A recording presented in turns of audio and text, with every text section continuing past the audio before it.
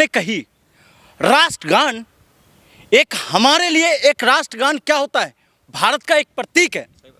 और उसी एनडीए घटक के वो नेता हैं जिनके मुखिया कहे जाते हैं नीतीश कुमार जी, और जो हमेशा एक बात कहता है कि राष्ट्रभक्ति सर्वोपरि है।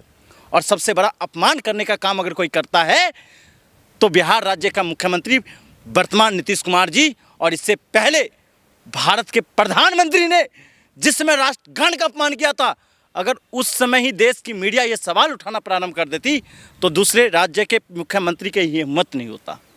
तो क्या ये वाकई में अपमान था नीतीश कुमार का? बिल्कुल अपमान है। आपको पता है राष्ट्रगान को लेकर न्यायालय का कई आर्टिकल्स है कि आप एक छत के नीचे राष्ट्रगान को नहीं गा सकते।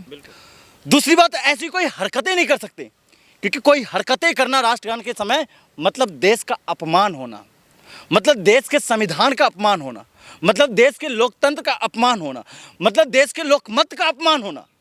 तो आप किसका जनप्रतिनिधि हो? लेकिन उनके नेता, उनके प्रवक्ता जेडीयू के कह रहे हैं ये अपमान नहीं है, ये बदनाम करने की साजिश है। सुनिए, उनके नेता हो या प्रवक्ता हो, जिसने बिहार को लालू के नाम पर हमेशा बदनाम करने का काम किया हो, जिस लालू ने समता का एक प्रतीक दिया और एक संकेत दिया है पूरे देश में, उसको बदनाम करने का काम, उसको अपमान करने का काम करता है, उससे हम उम्मीद ही क्या लगा सकते हैं। और आते हैं जनता दल यूनाइटेड से। जनता दल यूनाइटेड ने इसी बिहारी अस्मिता को लेकर नरेंद्र मोदी का बाइकआउट करने का काम किया था। आज वो अस्मिता कहाँ चली गई? आज वो ईमान कहाँ डूब गई है नीतीश कुमार की या जेडीयू के नेताओं की? आज बिहारी अस्मिता नहीं जग रहा है। आज कम से कम बिहार दिवस है। कम से कम बिहार दिवस के नाम पर आपको तमाम जो 10 करोड़ बिहारी हैं उनके लिए शिक्षा की बात कीजिए, उनके लिए काम की बात कीजिए, पलायन रोकने की बात कीजिए। जिस तरह से आपको पता है बिहार के अंदर पिछले 10 दिनों से कांग्रेस के जो संगठन है उसके द्वारा पलायन रोको नौकरी दो यात्रा चल रहा है। ये कहीं ना कहीं वाकिफ है बिहारियों के लिए, उसका अधिकार है, हक है।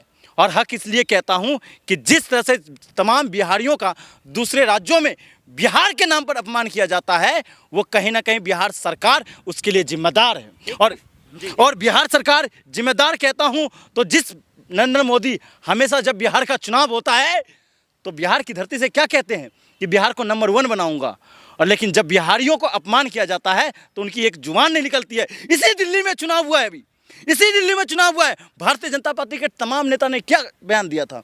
तमाम पूर्वांचलियों को, तमाम बिहारियों को गाली देने का काम किया था और रोहिंग्या से संबोधन किया था।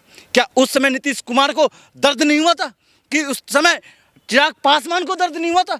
क्या उस समय प्रशांत किशोर जो पैदल मार्च कर रहे हैं, मैं तो कहता हूं प्रशांत किशोर पे भी आरोप लगाता हूं कि आप एक तरफ बिहारियों की बात करते हैं, लेकिन जब एनडीए गठन जब गलत करता है तो उस समय आप सवाल उठाने का काम क्यों नहीं करते? लालू जी, तेजस्वी, तमाम लोग कह रहे हैं ये पागल हो गए हैं, थक चुके हैं। क्या एक्चुअल में ऐसा है, ये कोई साजिश है? ये देखिए, मैं एक युवा के तौर पे कहना चाहता हूं, और मुझे जहां तक पता है, क्योंकि मैं भी बिहार से आता हूं और मैं तो कर्पूरी ठाकुर के धरती से आता हूं।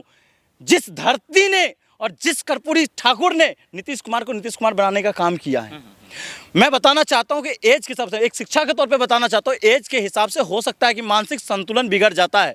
मैं उन पे आरोप और प्रत्यारोप का काम नहीं कर रहा हूं, लेकिन एक मेडिकल, एक डॉक्टर, एक कंसल्टेंट से उनको जांच करानी चाहिए। जिस तरह से उनके पिछले कुछ सालों से उनकी हरकतें, उनकी बातें और उनके बेबुनियाद जो एक्टिविटी है सदन के अंदर, जिसकी वजह से पूरे बिहार वासियों को अपमान सहना पड़ता है एक मुख्यमंत्री के तौर पे। अरे